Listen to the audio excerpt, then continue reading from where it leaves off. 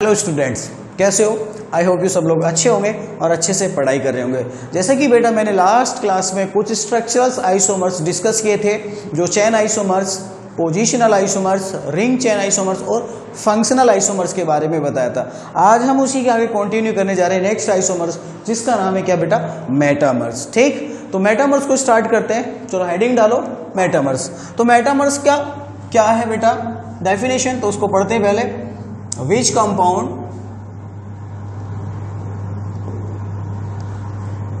having same molecular formula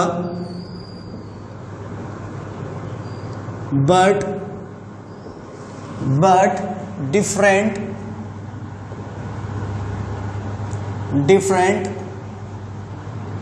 alkyl group attached to polyvalent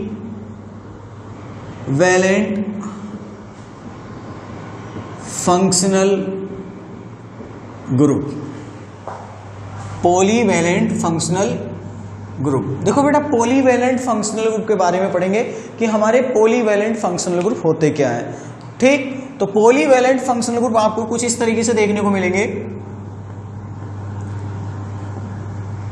polyvalent functional group, जैसे मैं बात करूं बेटा ईथर, ये आपकी रिप्रेजेंट सेम रहेगी, लेकिन इसके दोनों साइड में आपकी जो एल्काइल ग्रुप की जो चेन होगी वो डिफरेंट होनी चाहिए। ठीक, दूसरा एग्जांपल आप ले सकते हो, जैसे आपने बेटा यहां पर एस्टर ले लिया है, ये भी आपका पॉलीवैलेंट होगा। इसी तरीके आप अमाइड भी ले सकते हो। ठीक, इसी तरीके से आप एनहाइड्राइड भी ले सकते हो। तो बेटा सारे के सारे फंक्शनल ग्रुप कैसे हैं? ये पॉलीवैलेंट फंक्शनल ग्रुप। नोटेड। अब इसके अंदर हम बात करेंगे कि पॉलीवैलेंट फंक्शनल ग्रुप के अंदर हम देखते कैसे हैं। जैसे फॉर एग्जांपल मैंने ईथर का ले लिया बेटा। ठीक, अब ईथर के मैंने इस साइड में 2 और यहां पर 3 कार्बन की चेन लगा दी। ठीक, और इधर बेटा मैंने 1 कार्बन की चेन लगा दी। 1 2 3, बाकी आप कार्बन की वैलेंसी पूरी कर सकते हो हाइड्रोजन से। और इसी का दूसरा पेयर मैंने ये बना दिया। बताइए बेटा, इधर कितने कार्बन की चेन हो गई? हाँ, और इधर कितने कार्बन की चेन हो गई? 1, और इधर 2। तो बेटा ये 1 कार्बन की चेन इधर से इधर शिफ्ट हो गई। ठीक, तो जब इधर से इधर शिफ्ट होगी तो इस ऑक्सीजन के, देखो इस ऑक्सीजन के लेफ्ट में 3 कार्बन की चेन थी, इस ऑक्सीजन के लेफ्ट में 2 कार्बन की चेन है, इधर राइट में 1 की चेन थी, इधर डबल की चेन हो गई। मतलब क्या हुआ? आपका 1 यूनिट कार्बन चेंज हुआ है। ठीक, और बेटा ये जो पॉलीवैलेंट फंक्शनल ग्रुप ये हमेशा फिक्स रहेगा। इसके अगल बगल में किसका अरेंजमेंट रहेगा? हाँ, एल्काइल ग्रुप का। तो इन दोनों के बीच में कैसा रिलेशन बनता है बेटा? मेटामर्स। समझ गए मेरी बात? मेटामर्स। अब इसमें हम बात करते हैं दूसरा एग्जांपल। जैसे मैंने बेटा एस्टर ले लिया, ये मेरा एस्टर हो गया। ठीक, इधर कितने कार्बन की चेन है? 1 2 3 4। बेटा ये पॉलीवैलेंट फंक्शनल ग्रुप। अब इसका दूसरा आइसोमर्स अगर मैं बनाऊं सी, इधर 3 कार्बन की चेन कर लूं और उस साइड में मैं बेटा 2 कार्बन की चेन कर लूं, तो देखो इधर कितने कार्बन की चेन? 3, और इधर कितने की थी? 4, और ये फिक्स रहेगा। तो बेटा ये भी कैसा आइसोमर्स बनेगा? मेटामर्स बनेगा। ठीक, उसके बाद हम पढ़ेंगे बेटा, देखो आपके जितने भी मेटामर्स होते हैं वो चेन आइसोमर्स को दिखाते हैं। ठीक, और उसके अंदर पोजिशनल और चेन आइसोमर दोनों होते हैं। हो भी सकते हैं पोजिशनल, तो हो भी सकते, नहीं भी हो सकते, बट चेन आइसोमर्स हमेशा रहेंगे। ठीक, क्योंकि देखो चेन के अंदर भी क्या होता है? चेन आइसोमर के अंदर 1 कार्बन का कॉन्ट्रैक्शन होता था, एक चेन टूटती थी, CH2 का गैप आता था। तो देखो इधर अगर 4 कार्बन की चेन है तो इधर 3 की मिल रही है, अगर इधर 3 की थी तो इधर 2 की मिल रही है। मीन्स ये जो मेटामर्स है वो चेन आइसोमर्स की तरह होते हैं। मीन्स कहने का मतलब है कि जो all metamers are chain isomers, but reverse नहीं हो सकते बेटा। ठीक, अब हम उसको कैसे आइडेंटिफाई करेंगे, किसको प्रायोरिटी फर्स्ट देंगे कि भाई मेरे चेन आइसोमर्स को ज्यादा मिले या फिर मेटामर्स को ज्यादा मिले। ठीक, तो उससे पहले हम पढ़ेंगे टाइप्स ऑफ मेटामर्स, कि आपके दो टाइप्स के मेटामर्स मिलते हैं, तो आप कैसे इसको आइडेंटिफाई करोगे कि इसके अंदर चेन आइसोमर्स है या फिर नहीं है। तो उसके बाद हेडिंग डालो बेटा, टाइप्स ऑफ मेटामर्स। तो मेटामर्स की बात करेंगे तो हमारे मेटामर्स दो तरीके के होते हैं, एक जिसके अंदर इंट्रा, जिसमें इंट्रा यूनिट चेंज होती है, और एक क्या होते हैं बेटा जिसके अंदर इंटरनल यूनिट चेंज होती है। अब कैसे पहचान होगी कि कौन इसमें इंट्रा है? और देखो इंट्रा वाले जो होंगे वो आपके में भी चेन एंड पोजिशनल आइसोमर्स, ठीक। बट जो इंटरनल होंगे वो प्योरली क्या होंगे? ओनली मेटामर्स होंगे, ठीक है बेटा। तो इसलिए मैंने पहले बोला कि आपको पहले ये पढ़ना है टाइप्स ऑफ मेटामर्स। दो तरीके के होते हैं जिसके अंदर आपके दो चेंज आते हैं, एक इंट्रा और एक चेंज क्या आता है आपका इंटरनल। तो अगर मैं इंटरनल की बात करूं तो इंटरनल जितने भी होंगे ओनली मेटामर्स होंगे, और जो आपके इंट्रा यूनिट चेंज दिखाएंगे वो आपके सिर्फ और सिर्फ चेन और पोजिशनल आइसोमर्स भी दिखाएंगे। अब आप कैसे उसमें आइडेंटिफाई करोगे कि इसके अंदर हाँ चेन आइसोमर है या फिर मेटामर्स है, ठीक है। अब हम दोनों को सीखते हैं। अभी इसको कॉपी करो फटाफट, मैं इसको रफ कर देता हूं। देखो बेटा, अब दोनों का एग्जाम्पल हम उठा लेते हैं, एक इंट्रा का और एक इंटरनल का। देखो थर्ड एग्जाम्पल, सपोज करो मैंने एस्टर ही ले लिया, या अमाइड भी ले सकते हो आप, ऐसी कोई बात नहीं है। मैंने फिर से एस्टर ले लिया और यहां पर बेटा मेरी 5 कार्बन की चेन है, ठीक, और इधर एक कार्बन की चेन है, और इसी का मैंने पेयर बनाया दूसरा सी सी सी 1 2 3 4 5 1 2 3 4, ठीक है बेटा, ये मेरी चेन बन गई, गॉट इट। अब दूसरा इसी का एग्जांपल ले लिया बेटा मैंने सी सी सी सी 1 2 3 4 5, ठीक है बेटा, ये मेरा लो, और इसी के बाद 1 2 3 1 2 3 4 5 1 2 3 4, ये लो बेटा, सही है। देखो अब ये दोनों एग्जाम्पल एक इंट्रा का है और एक इंटरनल। देखो बेटा, देखो इंट्रा जो आपका इंटरनल होगा तो इंटरनल के अंदर आपको पता भी नहीं चलेगा कि कब उसके अंदर इंटरनल हो चुका है, अंदर ही अंदर हो जाएगा। देखो कैसे, इसके अंदर कितनी कार्बन थी बेटा, यहां पर देखो फंक्शनल ग्रुप के पास 5 और यहां कितनी हो गई 4, इंटरनल चेंज हो गया, एक कार्बन यूनिट का इंटरनल चेंज हो गया, मुझे पता ही नहीं चला कि कब उसके अंदर इंटरनल चेंज हुआ, ठीक। तो ये दोनों आइसोमर्स कैसे होंगे बेटा, हाँ इंटरनल मेटामर्स, जिनके अंदर इंटरनल ही चेंज हो, और इंट्रा जो दिखाई दे, जैसे आपके देखो यहां 5 कार्बन की चेन थी और ये किस में कन्वर्ट होगी बेटा 4 में, और इसमें क्या गया ब्रांचिंग, तो ये आपको दिखाई देगी। अगर ये चीज दिखाई दे रही है कि 5 कार्बन की चेन टूटकर 4 में कन्वर्ट हो रही है और ब्रांचिंग की फॉर्म में, और इधर का इन्वायरमेंट में कोई भी चेंज नहीं हो रहा है, तो ये हमेशा कैसे आइसोमर्स बनेंगे बेटा, इंट्रा। और जैसे ये इंट्रा बनेंगे तो इनको हम दोनों बोल सकते हैं चेन आइसोमर भी हम इनको कहेंगे, ठीक, इंट्रा मेटामर्स। तो बेटा अब इंट्रा मेटामर्स जो आपके होते हैं ये, और दूसरा नाम क्या दे सकते हैं इनको बेटा, और चेन आइसोमर भी, तो इनको चेन भी बोल सकते हैं। लेकिन अब आपकी बात आती है प्रायोरिटी ऑर्डर, कि हम किसको प्रायोरिटी ऑर्डर फर्स्ट दें। तो देखो बेटा आप पहले हेडिंग डाल के सॉरी नोट करके लिख लो कि all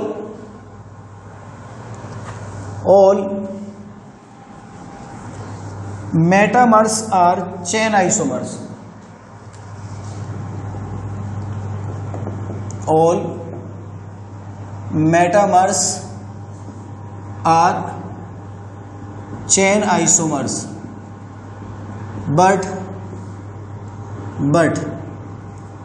reverse is not possible. ठीक है बेटा, ये आपका नोट हो गया। अब आपको देखो ट्रिक याद करनी है। कैसे? मैं आपको यहां पे ट्रिक लिख देता हूं, फिर हम लास्ट में एक आइसोमर बचेगा जिसका नाम है टोटोमेरिज्म। तो ट्रिक क्या कहती है हमारी? आपको लिखना बेटा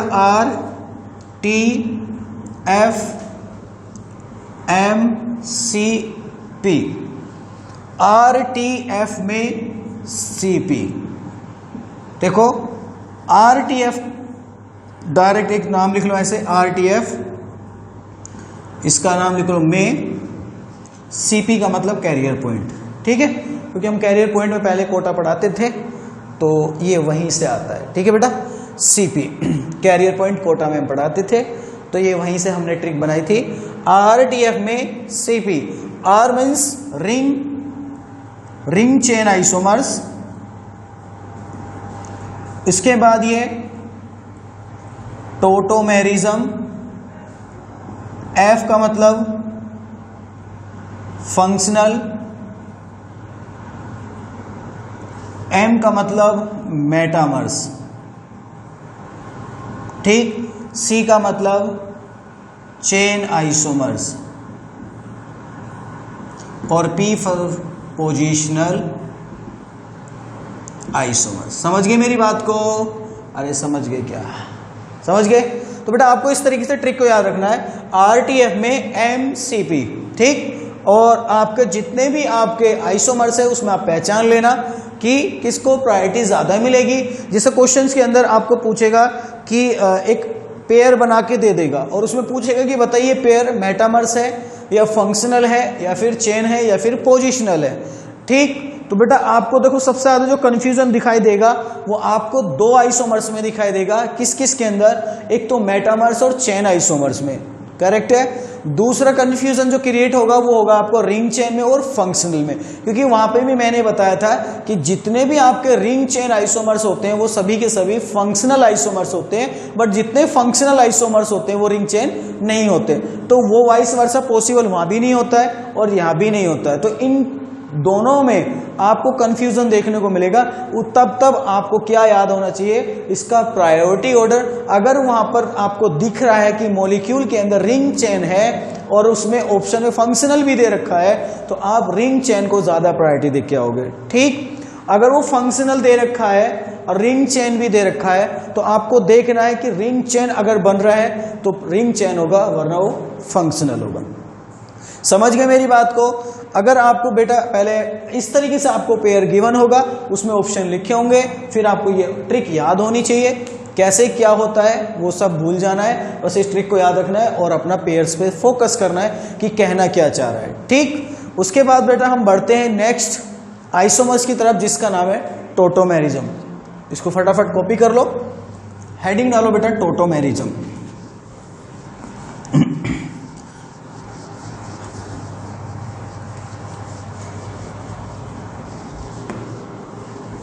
देखो बेटा, अगर मैं टोटोमेरिज्म की बात करता हूं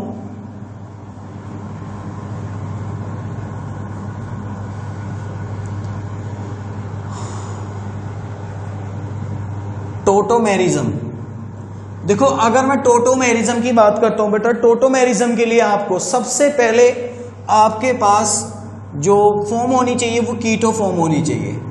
कीटो फॉर्म से क्या बनेगी आपकी? इनोल। इनोल का मतलब एल्कीन प्लस एल्कोहल दोनों उसके अंदर प्रेजेंट होने चाहिए।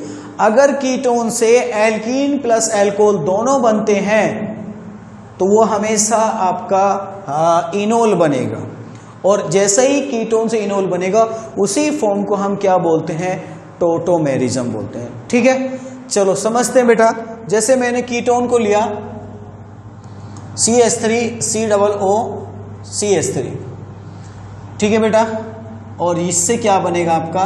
CH3COH double bond CH2। तो बेटा ये देखो क्या बन गया?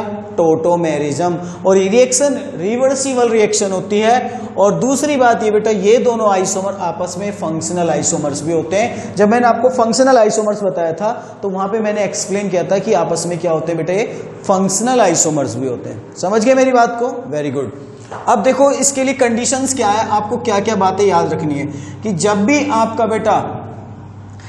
आपका टोटोमेरिज्म होगा तो आपका इस तरीके से कार्बोनिल सेंटर होना चाहिए उस मॉलिक्यूल के पास, ठीक। और इसके रेस्पेक्ट में अल्फा कार्बन होनी चाहिए। क्या होनी चाहिए बेटा? Alpha carbon. और अल्फा कार्बन के पास अल्फा हाइड्रोजन होने चाहिए। क्या होने चाहिए? अल्फा हाइड्रोजन, ठीक। तो बेटा ये अल्फा कार्बन हो गई, तो अल्फा कार्बन के हाइड्रोजन को हम क्या बोलेंगे? Alpha hydrogen. ये भी अल्फा कार्बन हो गई, इसके हाइड्रोजन को हम क्या बोलेंगे? Alpha hydrogen, means acidic hydrogen. तो जितना यहाँ पे एसिडिक हाइड्रोजन होगा उतना ही आपका बेटा यहाँ पे टोटोमेरिज्म भी ज्यादा होगा। अब कहने का मतलब इसका यह कि अगर इस कार्बन के ऊपर कितने हाइड्रोजन है बेटा? 3 इधर है और 3 इधर है, टोटल कितने हो गए? 6। मतलब यहां से 6 टाइम आपका टोटोमेरिज्म देखने को मिलेगा। कैसे? आप देखो इसको इस तरीके से लिख सकते हो बेटा, C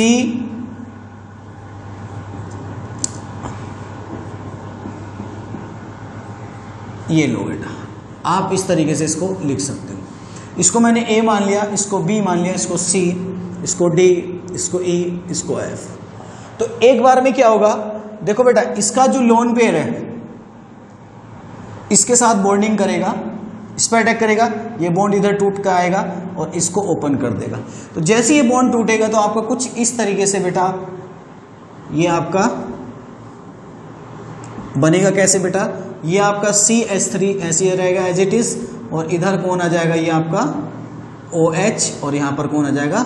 CH2, ठीक। और यहां पर CH कौन कौन से बचेंगे? एक तो आपका बचेगा HB और एक बार कौन बचेगा? HC। देखो दूसरे केस में हम क्या कर सकते हैं बेटा, यहां से दूसरे केस में हम H को, जो यहां पर HA था, इसको कांस्टेंट कर ले और B को रिप्लेस कर दे। समझ में आ रही बात? अगर बेटा मैं यहां से A को हटा के अगर यहां पे B लिख दूं तो यहां A रहेगा, तो कितनी बार टोटोमेरिज्म हो सकता है? हाँ, 3 टाइम्स हो सकता है। एक बार A के लिए, एक बार B के लिए, एक बार C के लिए, फिर 3 बार इधर से होगा, फिर 3 टाइम्स इधर से होगा, फिर D के लिए, E के लिए, F के लिए। तो सब के लिए बेटा हाँ, जितनी बार टोटोमेरिज्म दिखेगा उतना ही आपका बेटा मॉलिक्यूल के अंदर टोटोमेरिज्म ज्यादा होगा और उसका स्टेबिलिटी भी उतनी ही ज्यादा होगी। और देखो इसी फॉर्म को हम क्या बोलते हैं बेटा? इनोल। एल्कीन भी बन गया और एल्कोहल, इनोल। इसी फॉर्म को हम क्या कहते हैं बेटा? टोटोमेरिज्म। तो टोटोमेरिज्म होने के लिए कंडीशंस क्या है कि एटलीस्ट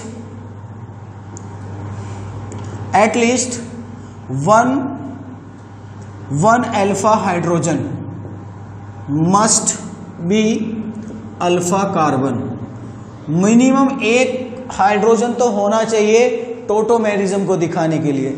जैसे अब मैं आपसे एग्जांपल पूछूंगा, डायरेक्ट आप आंसर बताओगे कि क्या इसके अंदर टोटोमेरिज्म होगा। जैसे एग्जांपल 1 नंबर 2 मैंने लिया बेटा CH3COOH, ये मैंने एल्डिहाइड लिया, तो बेटा ये तो सिर्फ वैलेंसी को पूरा कर रहा है, इसका कोई रोल नहीं है। इससे नेक्स्ट कार्बन देखो अल्फा है, वेरी गुड, इसके अंदर अल्फा है, टोटोमेरिज्म होगा। कितनी बार होगा? 3 टाइम्स, क्योंकि ABC 3 बार मान लो तो 3 यहां से टोटोमेरिज्म दिखेंगे, इसका मतलब ये भी दिखाएगा। तो जैसे ये दिखाएगा इसका टोटोमेरिज्म कुछ कैसे बनेगा? CH2 डबल बॉन्ड OH और यहां पर H, कार्बन की वैलेंसी भी पूरी हो जाएगी और ऑक्टेट भी पूरी होनी चाहिए। तो बेटा ये भी आपका इनोल बन गया। दूसरा थर्ड एग्जांपल मैं बोल सकता हूं CH3CO, यहां पर देखो बेटा मैंने 3 कार्बन लगा दिए। क्या इसके अंदर टोटोमेरिज्म होगा? बिल्कुल होगा। देखो इधर तो अल्फा कार्बन इसके 0 हो गए, क्योंकि तीनों इसकी कार्बन की तीनों से कौन जुड़ा है? कार्बन जुड़ा है। इधर कौन जुड़ा है बेटा? 3 हाइड्रोजन, तो इधर लेफ्ट से होगा, टोटोमेरिज्म होगा, लेकिन इधर से होगा, इधर से नहीं होगा। वैसे दूसरा एग्जांपल लिया मैंने बेटा C double bond O C,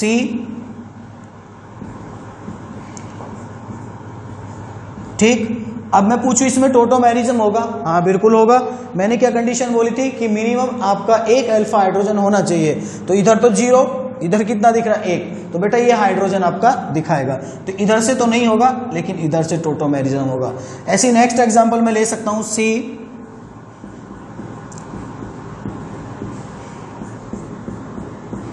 ठीक। तो बेटा बताओ क्या इसके अंदर टोटोमेरिज्म होगा? नहीं, ना तो लेफ्ट से होगा ना ही राइट से होगा। तो यहां से मैंने बेटा एक चीज को सीखा कि हमारा बेटा जो टोटोमेरिज्म है